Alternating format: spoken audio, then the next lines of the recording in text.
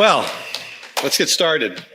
Hey everybody, my name is Aaron Blaise, in case you didn't know already. And my background, like I asked earlier, if you guys had, who had a background in traditional art, because that's my background. And I'm one of the older guys that kind of went from that world into this digital world, and I went kicking and screaming. And I'll back up even further. I graduated from the Ringling College of Art and Design back in 1989 with a degree in illustration. I had training in drawing and painting and very nice traditional training there. But then I got an internship back in 1988 with the Walt Disney Company, and I didn't know anything about animation, but I thought it was something that I had actually wanted to go into. Working for National Geographic, Smithsonian Magazine. My background is drawing and painting animals and animal anatomy and that sort of thing. But I found out that National Geographic and all those magazines, they only freelanced. And I freelanced my whole way through college, and I just didn't want to freelance anymore. I wanted a studio job. So I got in with Disney, got an internship with them, and it was the best decision of my life. And I was with Disney for 21 years. And I came in at a really cool time. I came in right at the resurgence of animation at Disney. Oliver and Company, Little Mermaid, those films were being made when I was being trained. And then I became an animator right after The Little Mermaid. And I was the animator of The Beast and Beauty and the Beast. And I worked on Aladdin and Pocahontas and Mulan. And all through that time, I was a traditional hand-drawn animator and designer. I designed the characters and also animated several of them. And then I became a director, and I directed a film called Brother Bear, which some people have seen, some people haven't. But it was fun. It was a great experience. And then I went on to develop several other films that never got made. And then I ended up leaving the company in 2010 and went to Florida to join up with another animation studio there. I'm from Florida. I currently live in Florida. Actually worked in Florida for 15 years for Disney, transferred to LA. They shut that studio down, transferred to LA for 6 years, and then left Disney and went back to Florida. And so in Florida, I was heading up a studio there and creating some films. There we were creating a film called The Legend of Tembo, which was a CG film.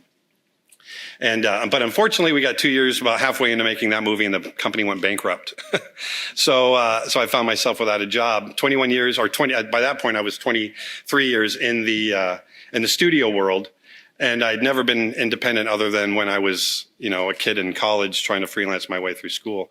So 3 years ago, I decided to do what I'm doing now, which is talking to you guys and creating my own content, and it's awesome. So I just want to get into this a little bit and just do a brief rundown of kind of my art history with Disney. And I thought, Disney's just now, I think it's this week or next week, they're re-releasing Aladdin.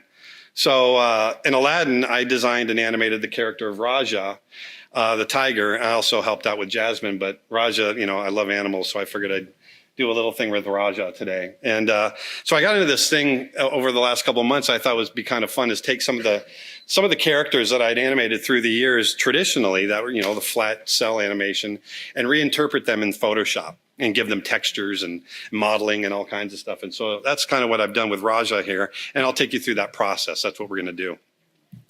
But I'm going to take you through my journey into the digital realm, how I kind of got into that really quickly first.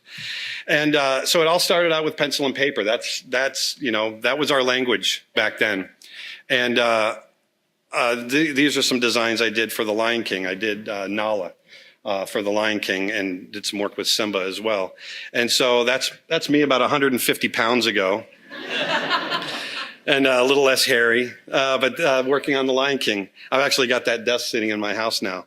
But it was all pencil and paper. The idea of actually being able to draw and paint on a computer screen, even in 1988, for me was it was inconceivable. We couldn't believe it. And nowadays I'm animating on my Cintiq, hand-drawn animation. But when we were doing these films, there was no such thing as Cintiqs or anything like that. We grabbed our pads, we went to the zoo, and we would do studies like this. Here we brought some cubs into the studio, and I would sit and teach myself, the animal anatomy in preparation for animating lions and The Lion King. And this guy, this was Chewy. He would just lay on the deck right there and just stare at me while I would draw him. It was great. But then, from that, from those real caricature or those real drawings that we would extrapolate these caricatures, and this is how we got our designs. And that's something I want to hit on really quick before we get any deeper. I'm going to show you a couple of Photoshop tricks, how to do textures and that sort of thing. But in order to get a great painting, a great image, a great character, whatever, you still need to draw. And it's something that I really, really recommend. I talk to a lot of young people, a lot of students in colleges, and I'm surprised at how many people nowadays don't go out and draw. They don't carry their sketchbooks. And it's something that I really, really recommend, because drawing from life, it does two things. First of all, you get better skills at drawing and being in draftsmanship and that sort of thing. But the other thing it does is it builds this visual library that I'm always talking about with my students. You don't have to do a good drawing. You just have to get into the act of observing and then recording what you're observing, because when you do that, you'll be amazed at what your brain records. I've done tens of thousands of drawings all over the world, over the last 30 years. And when I go back into my sketchbooks, it's amazing to me how I can go back 25 years and look at a sketch, and I can remember the smells, I can remember the breeze, I can remember everything about doing that drawing because I was so hyper-focused on what was there. And so the third thing that does is that not only are you recording all that, but then when it comes time to create stuff from your mind, if you're a creature designer for a monster film or whatever it might be, you're going to be able to start pulling stuff from those observations that you've done over the years and being able to apply them to the things that aren't real. But great design, great creature designs, character designs, they're based in reality. They have to be rooted in some kind of world and some kind of reality. In order to do that, you have to have those experiences. And so, anyway, that's my little preaching for the day. Really get out there and draw as much as you can, because it'll improve everything else. And so that's what we're doing here. I learned, doing those figure drawings enabled me to kind of pull out what we didn't need and leave the anatomy that we did need and create these characters. This was a very early idea for Nala and some of the attitudes that I wanted to create for her. Now, this is the other thing that was so funny. The film was based in Los Angeles, but we were another unit in Florida when we were creating The Lion King. And so every time that I would do a new drawing, these new drawings, I would have to put them together, FedEx them back to California, where the directors would get their copies, I'd have my copies, and then we would sit on the phone and talk, and we would talk about drawing number 2, drawing number 3.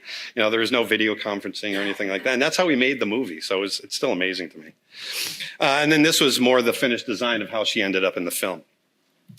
And then I wanted to show you, I threw these in here for the lecture because I'm going to be doing this thing with Rajah, but this is all Rajah was for a long time. There were just these pencil scratches on paper. I would do hundreds and hundreds and hundreds of these drawings, coming up with different attitudes, different ways that, Rajah can represent himself in the film. But then after I finished Brother Bear, I transferred to California, and I was developing my first CG film. I didn't know anything about CG. I didn't know Photoshop. I didn't know how to animate in CG. I didn't know how to do anything digital. But I knew how to tell people what I wanted.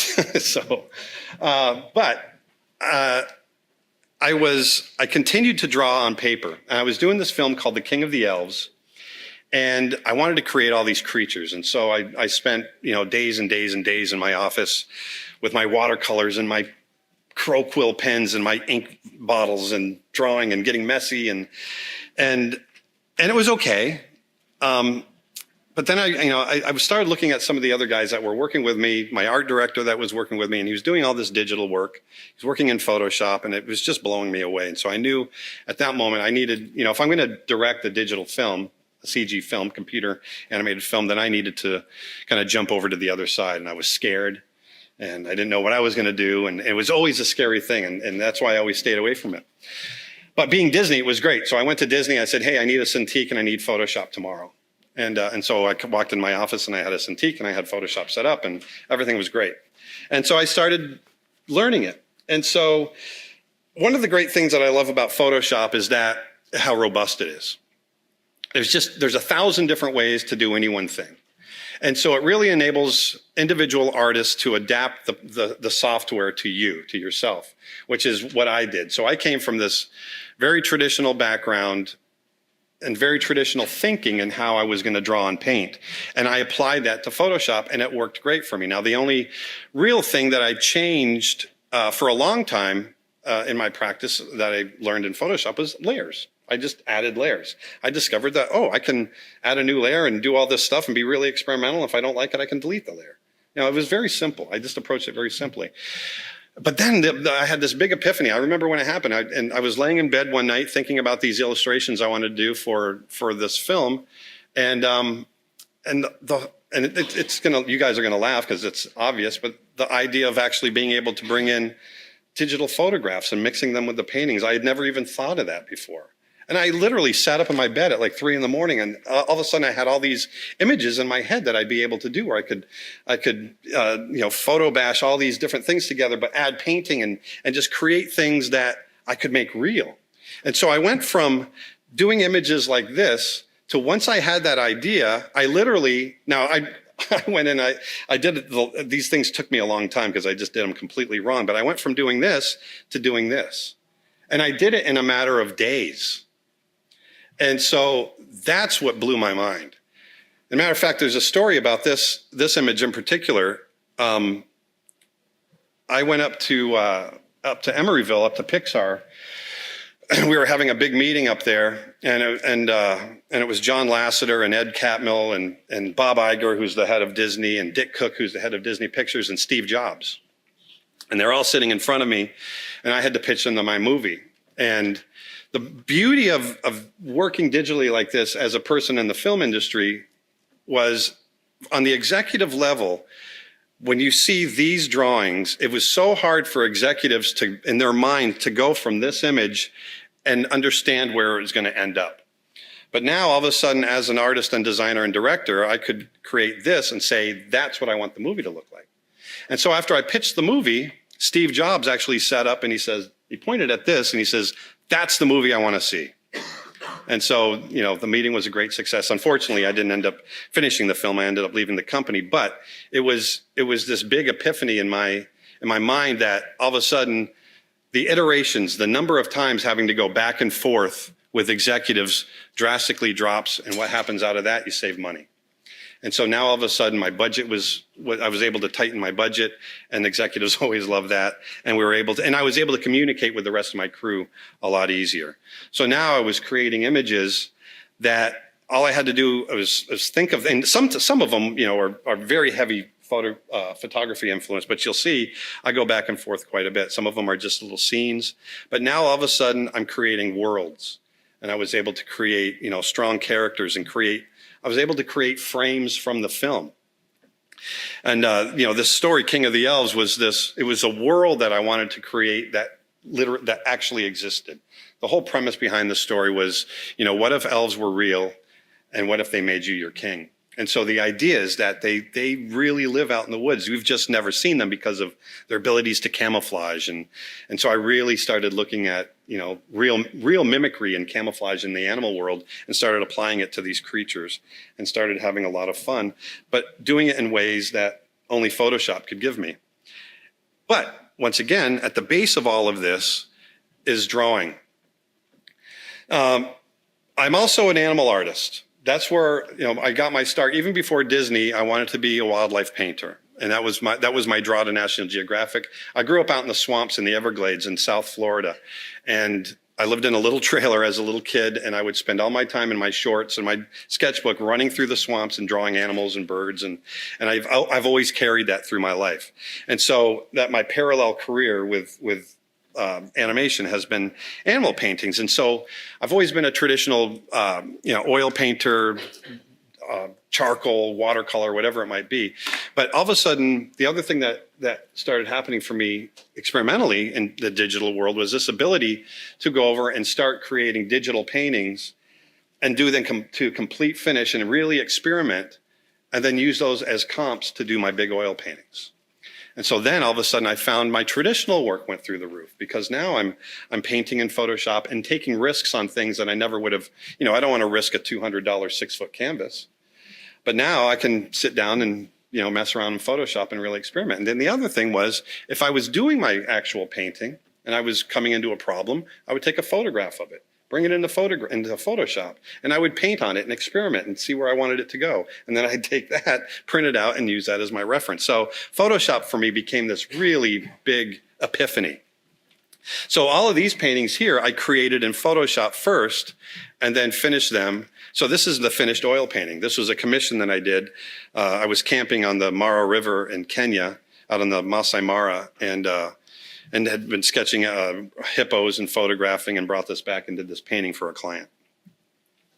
On that same trip, once again, in Photoshop, I created the image, printed out the comp, and did this big oil painting of, this is another commission of painting I call Protecting the Queen. And then now, but the big thing I'm doing now, this was just a couple of months ago, I was doing this. I'm doing a whole series. I'm getting ready to do a one-man show, all traditional work of giant charcoal drawings. So these are big, really big charcoal drawings. But once again, I sit down and I do them digitally, figure out what I want to do.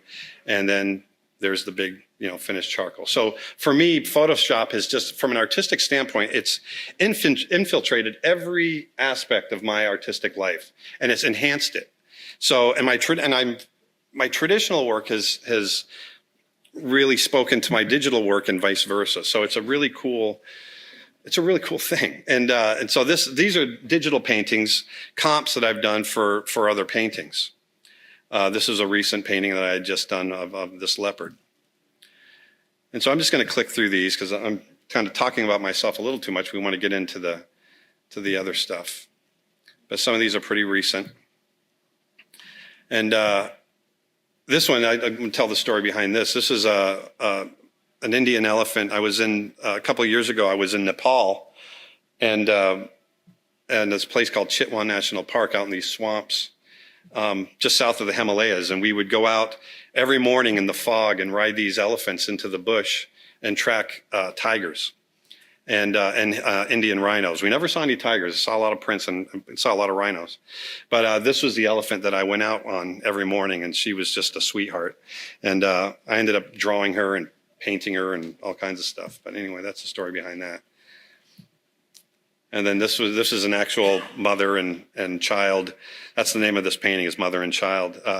In the rain as well. I was out in the Masai Mara, and these two went walking by, and so I had to do a painting of them. But it's a digital painting that I did first, and the idea is that I want to do a big oil painting at some point. I haven't done it yet, but that's that.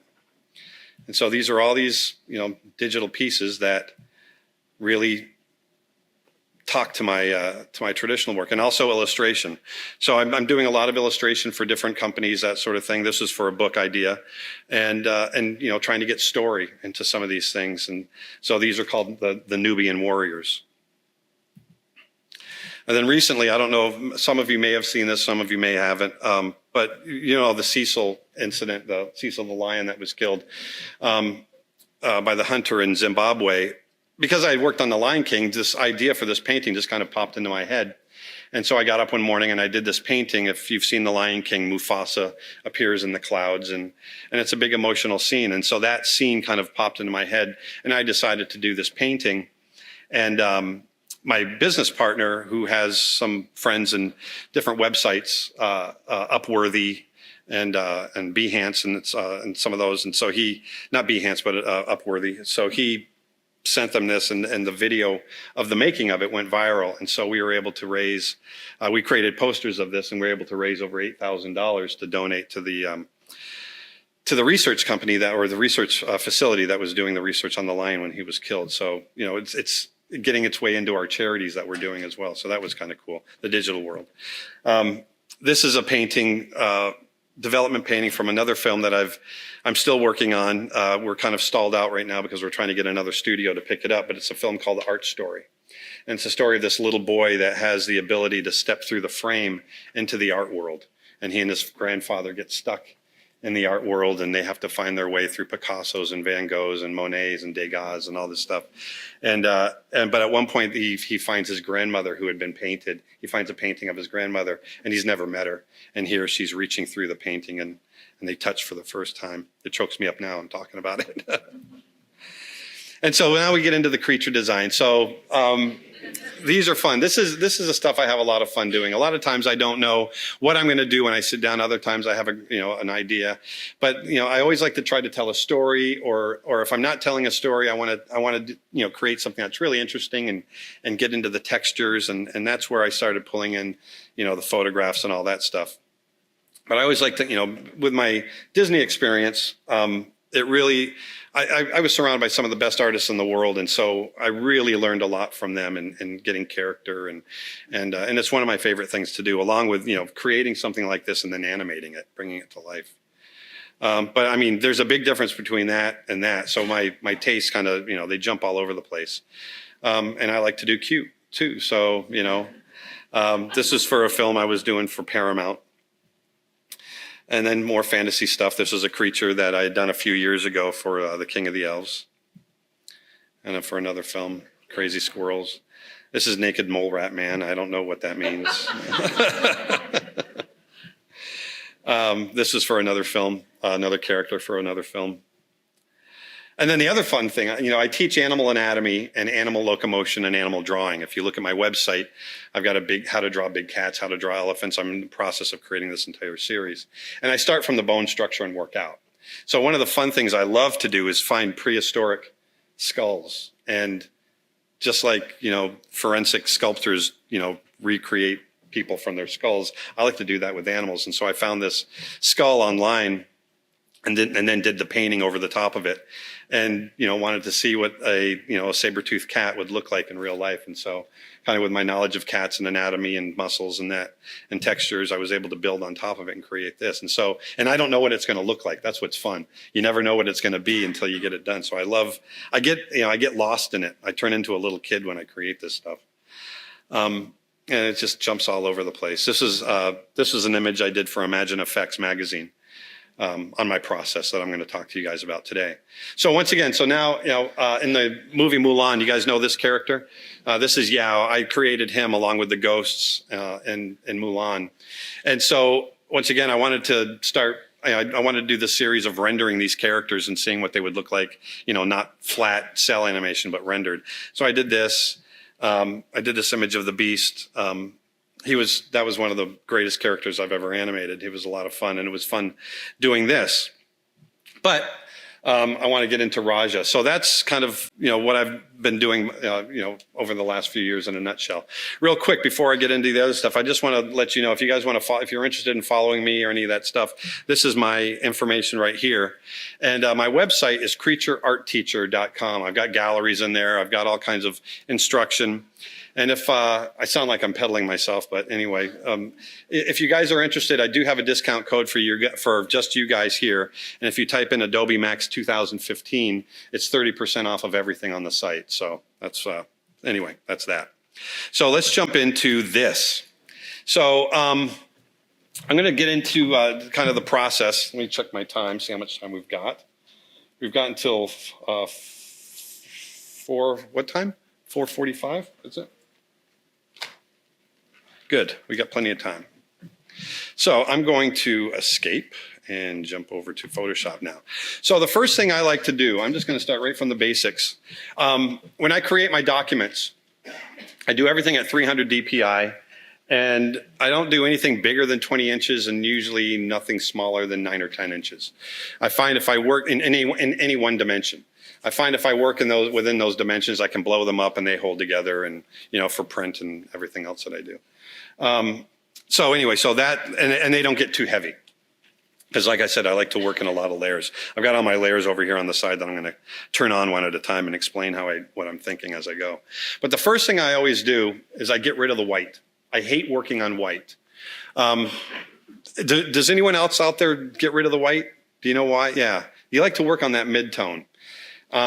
The other thing I was going to say is, even though I'm talking, I like to keep things informal. If you guys have a question, don't be afraid to blurt it out and interrupt me. I have no problem with that. So I like to talk as we go, and I don't like to be the only talker. But for those of you that don't do it, getting rid of the white and starting with a mid-tone gray, or in this case, I'm starting with a cool background because I know I want my character to be warm. What that does is it really enables you to judge your value structure. Value is light and dark. When you're starting with white, you're already way over on one end of the spectrum. So anything that's not white is going to be darker, and it's going to look too dark. It plays with your eyes. And so when you start in the middle and you have something that's lighter and something that's darker, you can judge those values more easily and more accurately. So that's why even when I'm painting a traditional canvas, I do my drawing, I seal it, and then I paint over that whole thing, and I make it a mid-tone gray or orange or blue or whatever it is, and then I paint on top of that. Okay, so the first thing I do is I tone that canvas, I tone that background, and it's time to do the rough sketch. Now, I don't usually use a tablet, so I'm just going to turn this on. I use a Cintiq. I know, not everyone has the ability to get a Cintiq. Yes. A Cintiq is made by a company called Wacom. And they come in different sizes. You have a Cintiq 13-inch, 22-inch, 27-inch. And what they are, they're big monitors, and they're pressure sensitive. You can take the stylus, just like this, just like what I draw on a tablet here, but you actually draw on the screen. And it's pressure sensitive. So it's just, for me, it's because of my traditional background, I've always had this, I've had a hard time, and this is touch sensitive. I've always had a hard time working on a tablet. So when I found out about Cintiqs, I started, when Disney had them, I started working on those, and it was just that much easier. And I can't find it. What's that? Thank you. Oh, there we go. I've got a 27-inch. Yeah. So I'm kind of lucky. I've got a little deal with Cintiq where I work on their products a lot, and so they tend to give me stuff and test it out. So it works out pretty good. But what I was getting at is, if you don't have a Cintiq, you don't like to draw on a tablet like I don't. You can always draw on paper and scan it. If you don't have a scanner, take a good digital photo of it, and you can do all that, and then bring it into Photoshop, and you can drop out the background and use that drawing. So for this stage, I recommend that, because for me, sitting here, and some of you I'm sure are great at it, but for me, it's just very unnatural to be drawing over here and looking over here and getting my hand to work right. And if it's not oriented right, I just struggle. But anyway, so I'm going to skip over this stage by not demo this, because it just would look terrible. But I start with this very rough drawing, and I'm not worrying about line quality. All I'm worrying about is just capturing a personality, a pose, that sort of thing. And in this case, I wanted to really focus on, the textures of the character and the modeling of the character. So I kept it very simple, and he's just looking at camera, or just off camera. So once I get a rough drawing that I like, then keep in mind, for me, it's all about building up. It's just all about building up layers. I build layer after layer after layer. So once I get something that I like, I knock the opacity. Time for my glasses. It's the other thing. As I've gotten older, I can't see anymore. So I knock that opacity way down. I usually knock it about 30%. And it's time to do the refined drawing over the top. And so what I'll do, there we go. So what I'll do is I'll come in, and there we go. And I don't know why it's stuck on there, but I got that right there. What I'll do is start doing the refined drawing right over the top of it. So if I turn this on, I'm going to move this. Hold on. There we go. I'm going to knock this back down. I'm going to turn this on, and I've already knocked the refined drawing opacity down, but if I turn that back up, you can see that it's a bit more refined. Let me get this back down again. There we go. Come on, baby. There we go. I think it's because I got my hand on here. If I knock that up, then you'll see It's really all about getting it nice and defined. So I can, what this becomes, it starts to become the roadmap for your painting. Like I always use the analogy of building a house. You can't build the house without good plans. And so this kind of becomes the plan. Actually, the analogy would probably work better as the framing. Good framing for the house, but you'll be able to build a nicer house. And so for me, a good drawing creates just a better painting. So once I get this refined, then I'll knock this back even a little bit more, and then detail it one more time and get it really refined. So you can see, there's really no more question about what is going to be there. It's all about, going from the broad and working towards the detail. And so that's what I do here. So once I get this drawing done and I'm happy with the drawing, then it's time to go ahead and start adding the color. So that next step that I'm going to do is I'm going to start creating the local color. Do you guys know what local color is? Local color is the object, Local color is the color of an object, not lit and not in shadow. It's just that's the color of the object. So the great thing about working digitally as opposed to working traditionally is that I can think in those terms. I can think about creating local color, and then I can add a layer and create the shadows, and I can add a layer and create the highlights. That's the beauty of working digitally as opposed to traditional. I love having that ability. So I can think about it very analytically, and I do these illustrations the same way over and over every time. So when I want to do that, I'm going to go ahead and add a layer right here just real quick, and I'll do a quick demo. I'll just add this flat color.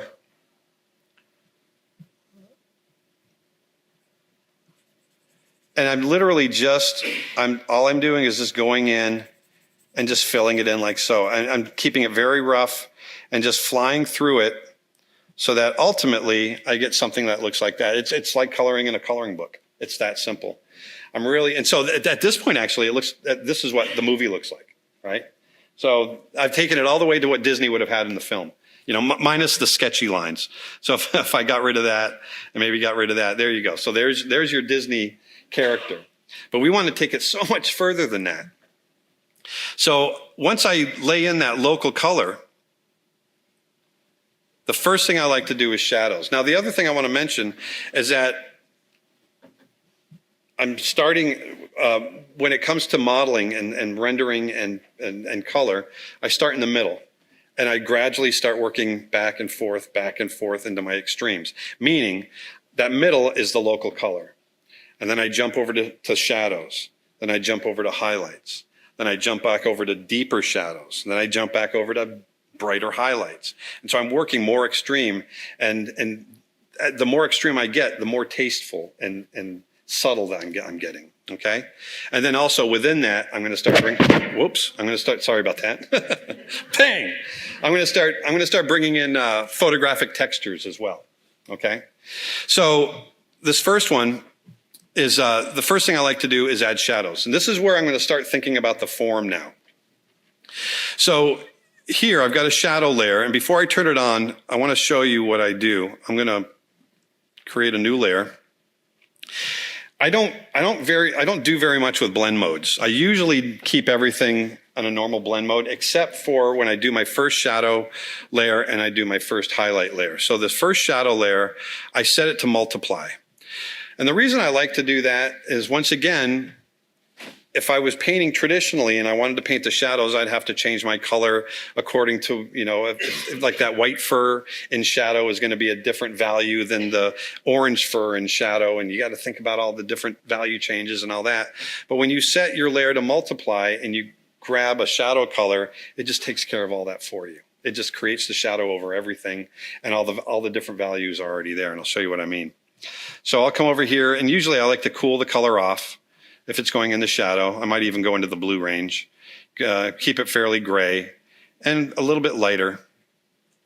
And I'm pretty sure I've got the light coming from the upper right. That's the other thing. Remember I was talking about, drawing from life and building up this visual library? Because I get a lot of people that ask me, how do you do lighting out of your head? Well, we see lighting every day. You know, I'm looking at you guys. I see all your faces are lit in different ways. I see how shadows fall on your face, and that's what everyone out here should be doing. You know, go out there and observe, and you know, you can tell when something's getting more directly hit. It's gonna have a highlight, and you know, all these things. Let that stuff, as you draw it from life, let that kind of burn itself into your brain, and when you do, you're able to create it out of your head. And so I'm going to knock that opacity down a little bit. And so what I do is I just think about, once again, you can notice I have a hard time drawing and talking. You can see that the shadow with multiply, you know, the darker parts get darker, the lighter parts are a little bit lighter, but I don't have to worry about, if I were to paint opaque over this shadows, it would just be a mess. So I'm thinking about the light kind of being over my shoulder and off to the right, off of my right. And I just, very quickly just come in and just think about, maybe that chin is casting a shadow down here. And I just slowly kind of build that up and work it until I get something like that. Now, what I did here is I did it as a warm shadow because I've got a cool background and I want it to pop.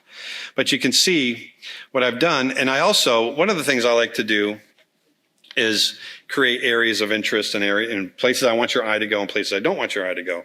And so one thing I did was create this big shadow over his front. First of all, it creates a kind of a cool sense of light. But the other thing it does is it keeps your eye up where I want your eye to be, which is on the face and where the details are. That's the areas of most contrast. So I've got this layer of shadow set to multiply. That's the key there, and you can see it's very simple. But even with that simple painting that we've done, we're already starting to get a sense of form, and that's the key. You want to get form. Okay. Now the next layer I want to do, like I said, I start with the shadow. Now I want to jump back over and start getting the highlights and get that range. I want to start feeling that character, rounding out. And so I want to do the lights. And so the first thing I'll do is I'm going to click on that, and you'll see up here on the blend mode, it's set to overlay. Now the reason I like to do overlay is it tends to just get it a little hotter. So I'm going to set this to overlay real quick and just give you a quick demo on what I do there. And probably go a little warmer and not super bright. And what I'll do is thinking just the opposite of where the shadows are. Obviously the light's going to be hitting, and I'll just start working it. And this chin, it might get a little hot in there. And once again, people ask me, well, what brush are you using? I use different brushes all the time. It's really not about the brush. Find a brush that you like, and if that's the brush you like, then use it. I think I use like 2 or 3 brushes in every painting I do. You just find one that you like and just go with it. So it's not really, there's no magic brush. Although I sell a lot of Photoshop brushes because people think that's the magic brush. So I'm telling you, it's just about doing it. But you can see what's cool about, once again, in the same sense that painting the shadows in the multiply mode, when you go over different values of color, the way that works, the same thing happens in the overlay mode, so that the whites get really bright, but the orange parts get equally bright, but they stay in the right value range. And even the stripes, you can see the stripes lightening up, but they stay where they're supposed to stay. Oh, I'm boring them. Dang it. And so anyway, so you work that up until you get something like this. And you can see, I'm going to blow this up so you guys can see it a little better. You can see it's pretty loose. But when I blow it back down, it keeps it comes together. It's almost like matte painting, if you're familiar with matte painting. A lot of matte painting is very, very loose flecks of color, but when you back up from it, it comes together. But I also know that eventually we're going to start laying some fur textures over the top of this. And so I'm not, this is going to come through the fur texture, but the texture will break all this up and we don't have to worry about getting really detailed with it. So the next thing I like to do, I'm going to bring this up here. There we go. No. I change my brush size all over the place. So I'm always, I change my brush size. I change the opacity a lot, but the brush itself, I really only use a couple of them. I like organic brushes. So I want brushes that look and feel chalky, or pastel-y, charcoal-y. So, on a textured surface. So I design a lot of brushes. I design them for myself. So I just create my own. So with this in mind, I'm going to come up here and I'm going to get into let me get that. There we go. So, we've done our shadow. We've jumped over to our light. Now I'm going to jump over to my deeper darks. And so once again, it's set to multiply. When I'm doing my shadows, I tend to do all that in the multiply mode because I want the painting on it to kind of come through. And so I'm going to turn that on, and you can see it's really just about hitting a couple of areas that are just to darken them up, make them sing a little bit more, and just to get a little bit more depth. But once again, still, it's pretty loose. I mean, you can look at all that texture. I'm not really worried about. It's kind of a mess, but it's a controlled mess. I'm staying loose. That's the other thing about me. One thing I love about digital painting is I can do it fast. For these digital paintings, I usually don't the longest I'll work on a piece is 7 or 8 hours, and then it's done. I'll just get it off my table. As opposed to, working a month on a big oil painting. It drives me crazy. I can't stand taking that long on a piece. I want to get it done. I got too many paintings in my head. I want to get them done and move on. So that's one of the things I love about this. So I can, add these deeper darks. And so now we're starting to get a little bit more depth, okay? And I'm going to jump back over to these lights. So now it's time to push these lights a little bit more. You can see, we pushed our highlights up in here, but I wanted to go even further. And here I painted, if you look at these, see how the blend mode is on normal. Because here I wanted to have a little bit more control in the temperature and everything else. And so I went in and just painted these textures right over the top. I'm going to turn that off and on again. So you can see it just starts to give it a little bit more depth. And once again, I'm just in there, just scribbling, I was conscious of the direction of the fur, but, really not worrying about, rendering fur. Cause I know I want to talk about my laziness again. So I want to emphasize, there's a lot of people that hate what I do as far as photo bashing. There's a big controversy out there. If you're working on your own personal stuff, first of all, art is art. You can do whatever you want. I just don't subscribe to any of this. Isn't that cheating and all that kind of stuff? There's no such thing as cheating. Creating an image, creating art is just that. I don't care how you get there. Don't steal, but there's no such thing as cheating. But the other thing, I cheat. There is cheating, and I cheat all the time when it comes to doing studio work, working for on a movie, for a film, for a big studio. Since I left the studio world, I've been doing a lot of freelancing, and so I've been, I was doing a bunch of work for Warner Brothers is doing the new Jungle Book movie. So is Disney, which is kind of weird. But Andy Serkis is directing the new Jungle Book movie for live action for Warner Brothers. And so he and I worked together for a little bit. They hired me to come on and design some of the characters on some of the animals on there. Well, I was designing Bagheera and Baloo and all that, but as real animals. And I grabbed fur textures and anything. I was taking pictures of fur. I was taking out anything I could grab to make those things more real and increase my productivity. That's what it all comes down to. You don't want to sit there for days and days because you're afraid of cheating. It doesn't make any sense. So these techniques that I'm going to show you, these are great for studio stuff or for yourself. It's all about just creating a cool image. All right. So here I've created these lights in the fur, and then I'm going to jump up to the fur textures because I want to show you. I've got a whole bunch of them. You can see there's a whole bunch. But what I'll do, I'm going to get that right. Let me turn this one on and off. I'm going to blow this up. Can you see that texture in there? Right there. So that's pretty much where I started. I'm going to turn all these other ones off for a little bit because I want to. So that's good enough for now. Adding these fur textures is really simple. A lot of you may already know how to do it. For me, it was a huge epiphany. And it adds so much to the illustration. So let me jump over. I'm going to go to me here, into here. And I do fur texture a couple of different ways. I'm going to do this one, and let's do this one.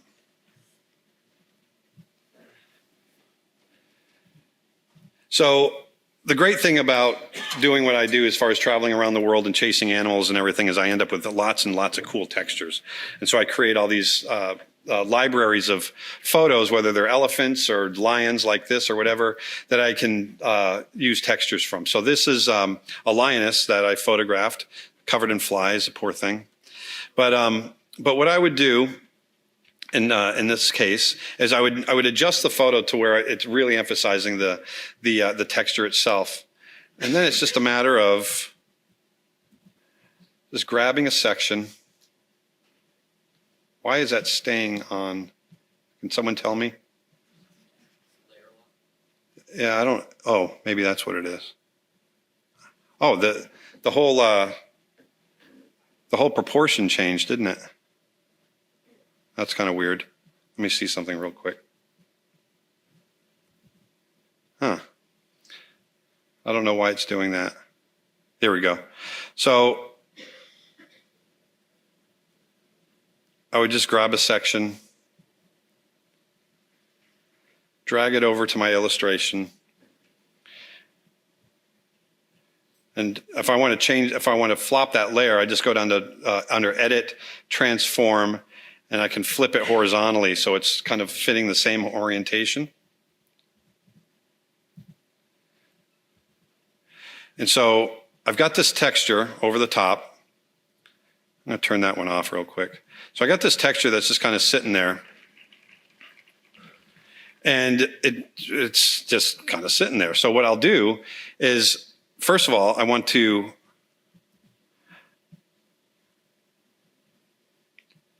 I'm going to maybe bring it up in size just a little bit. And a lot of times I'll make it even bigger than I need it to be, because I'll show you what I'll do. Hit return, and then I'm going to knock that opacity down.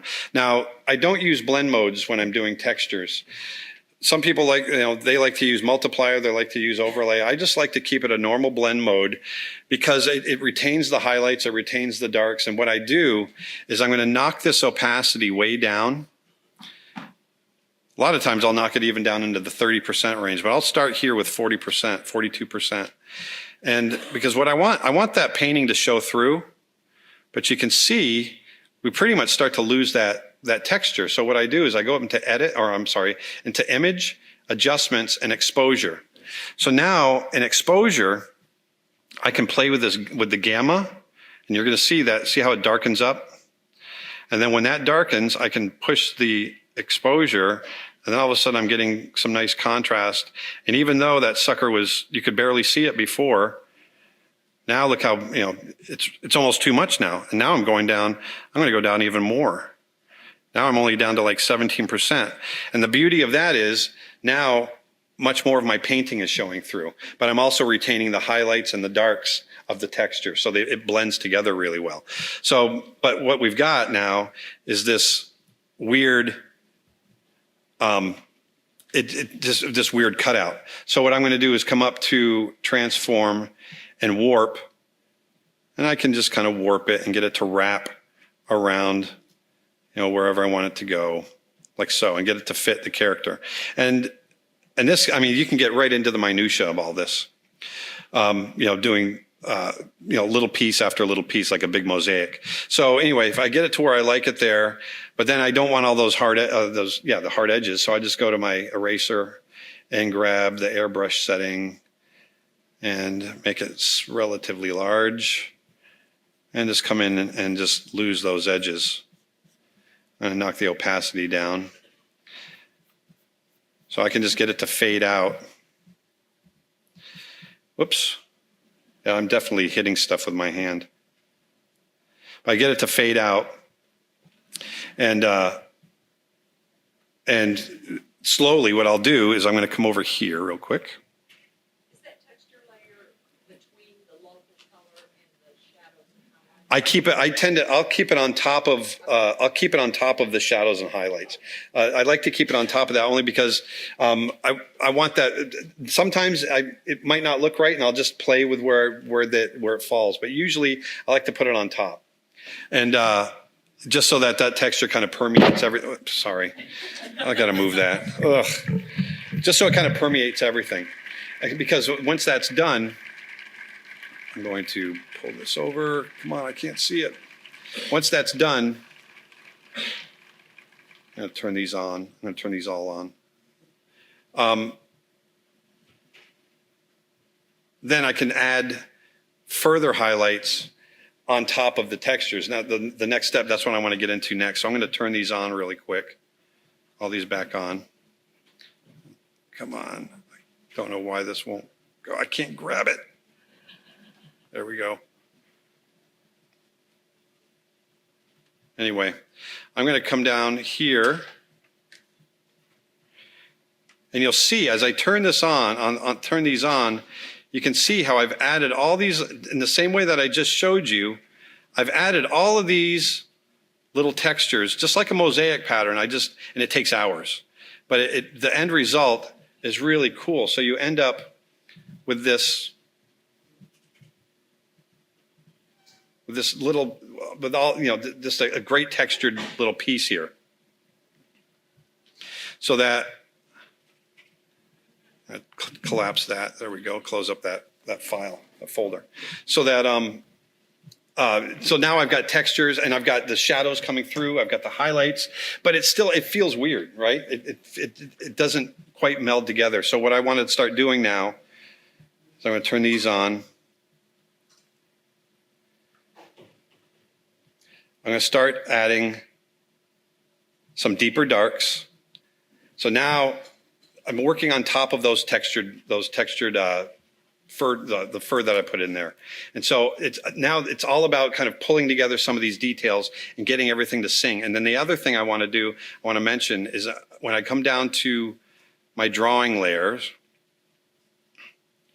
the detailed drawing, at this point, what I want to do is I want to knock that opacity down because I don't want that drawing to show through a whole lot. I want the painting to show through.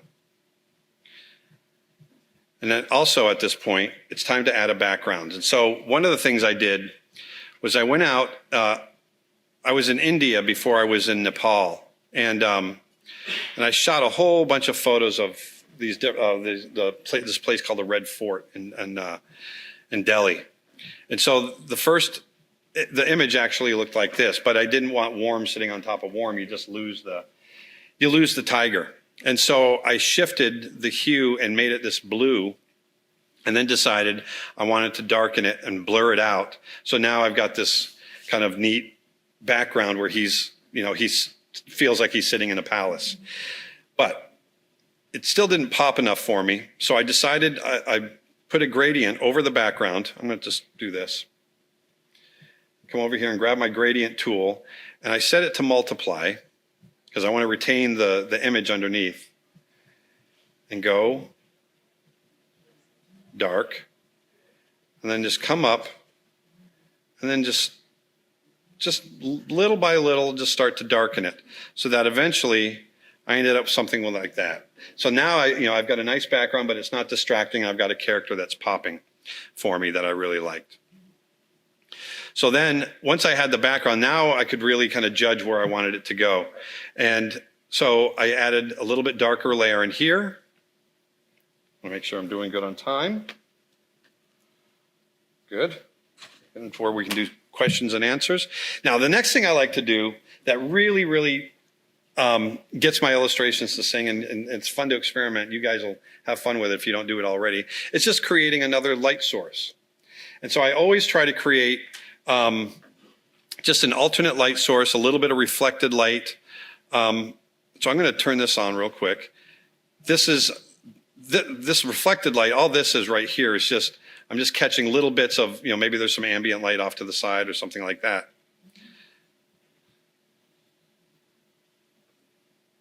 There we go. So here, I'm going to turn this on. So the secondary light here is that. You can see it's very subtle, but I wanted to create the secondary light source. And what I'm doing, you can see that it's drawn over the textures. So I'm actually painting right under those textures. So now for the first time, those textures, the fur textures, are starting to meld with the painting a little bit. Okay, and you can start to see them coming in. And then I'll also go ahead and add these brighter brights. And so what I'm doing now is I'm actually grabbing, I'm going to go ahead and add a layer real quick just to show you how I do it. And I'm going to grab a very subtle brush. Let's see which one I get here. I'll just stick with this one. And what I'll do is I'm looking at all this texture that I've created. Let me turn these off. I'm looking at all this texture that I've brought in on the real, from the real lion. And then what I do is I'll just grab my color picker and I'll grab the brightest bright that's existing in there already. So let's just grab something in there. And you can see it puts me in this yellow range. Well, I want to hit some even brighter highlights. That's the goal. So I'm hitting what's already there, but I want to stay within that range. But now I'm going to jump up into here maybe. And I'll keep it in the same hue. And then what I can do is using those, knock the opacity up. I can go in and just start highlighting actual textures that I've brought in, and it really starts to meld together. And it can get kind of tedious, but it really, what it does is it really pulls in the photographic textures you've already added, and it kind of pulls everything together so that ultimately you get something that looks like this, and it starts to actually fit now. Okay?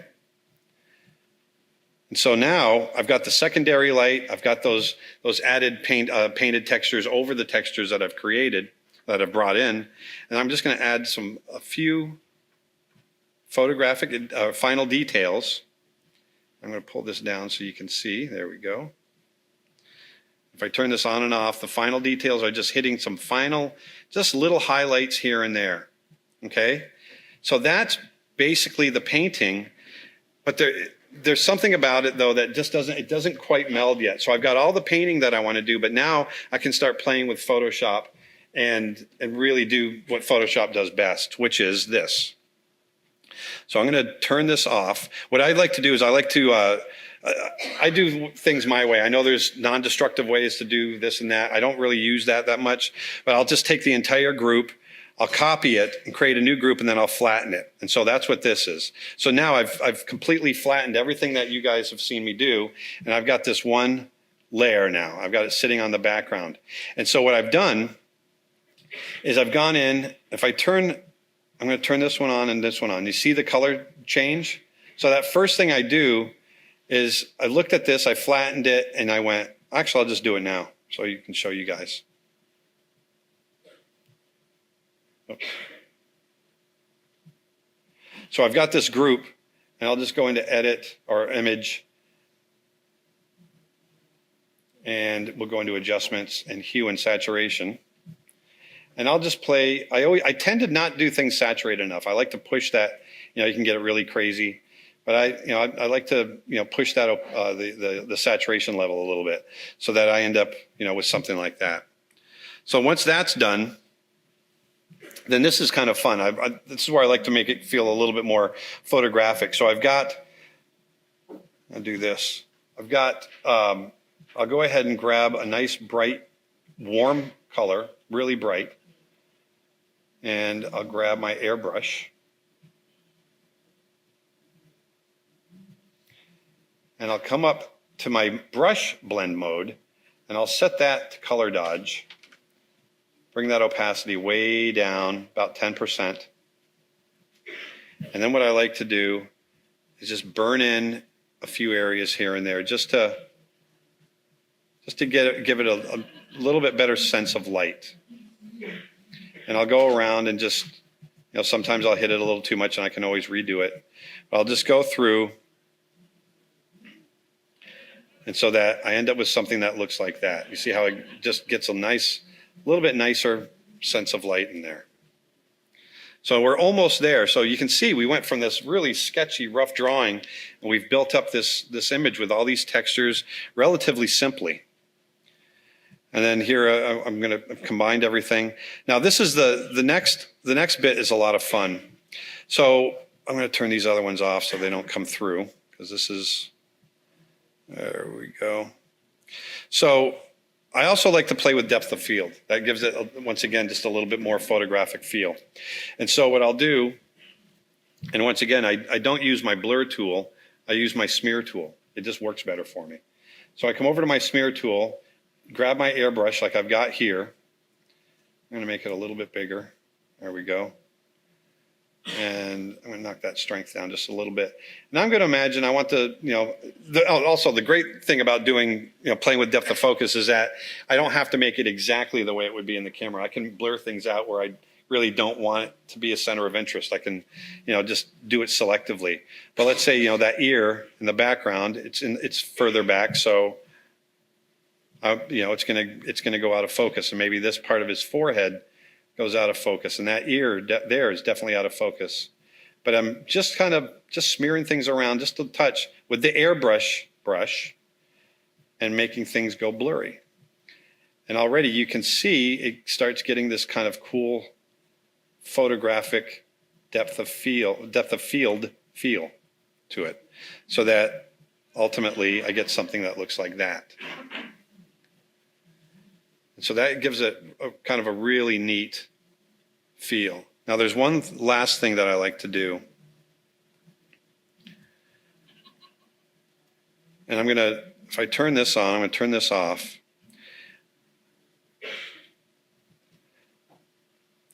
What I'll do is I'll make a copy. I'm going to turn both of these off real quick because I want to show you this. I'll make a copy of this. We've got all that set. I'm going to make 2 copies of it. Okay? Turn this one off. Turn this one off. So I'm going to take that first copy and I'm going to go to Filter, Blur, Gaussian Blur, and I'm just going to blur it out. About in here, maybe a little less. What I like to do is this process. I just kind of figured this out, but what it does is it just gives it a kind of a nice little. It just gives it a softness, a little glow. So if I knock that up just a little bit, blur that. Now I'm going to turn the layer on top. Well, that just got rid of it all, right? Well, it did. But if I knocked the opacity down, watch what happens on here. If I knock the opacity down, you're going to start to see it. Actually, I'll just drop it. You just see, if I drop it way back, it just goes away. But if I slowly start to bring up the layer on top, you start to see this. It starts to come, it sharpens up, but there's still this little glow around it that I like. And now I can go into my exposure and I can define that layer on top just a little bit more, so that I end up with something that looks like this. It's just a slightly, let me come over here real quick. There we go. It's just a slightly softer image that just, for me, just sits kind of nicely. And then I think I did one last little detail on here, which is, I just added a little bit more darkness and then added a couple of details on top, which were whiskers. Got to have the whiskers. And I like putting, particulate in the air, dust and that sort of thing. And so that's how I create this illustration. That's how I create every single one of them. It starts very methodical. Just real quick, I'll review. It starts with that rough sketch. Then I knock the opacity down and refine the sketch over a couple of layers, and then you go to the local color, your first shadow layer, which is set to multiply, your highlight layer, which is set to overlay, and you just start bouncing back and forth until you get that that modeling the way you like it. Use as many layers as you want. You know, I just use a couple, but you can use as many as you want. And then start having some fun. Start grabbing textures. This is the fun part, is really experimenting. I've created elephant creatures and gone out and, you know, taken pictures of gravel, and I use the gravel as textures or whatever. You can just do whatever you want. I've got a, you know, pretty textured face from all the acne I had when I was a kid. So I take pictures of my own face and I lay that over it. And so it's just anything, you know, anything you want to do. And then once you have those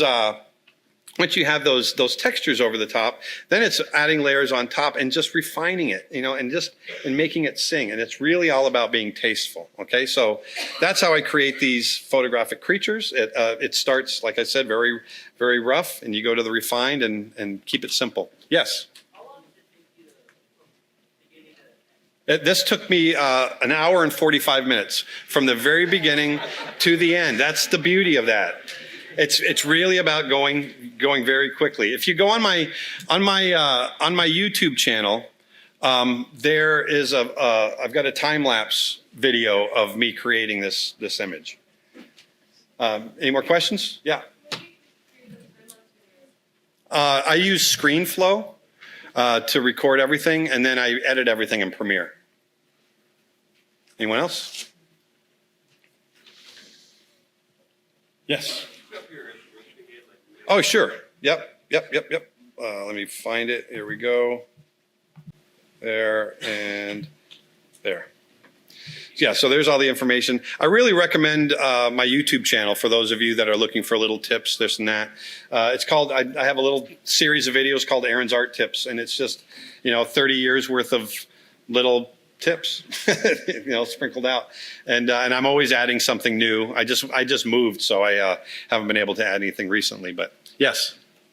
Does your work stop with the illustration, or do you move into the animation as well? I go into animation as well. I don't do 3D animation, though. I've never learned it. So I'm still a traditional animator. I have gone into, I do traditional animation digitally. I use a software called TV Paint. And it's, I draw on, you know, right on my Cintiq, and I can play back my drawings, but it's all digital. But I'll design stuff like this, and then I'll animate them.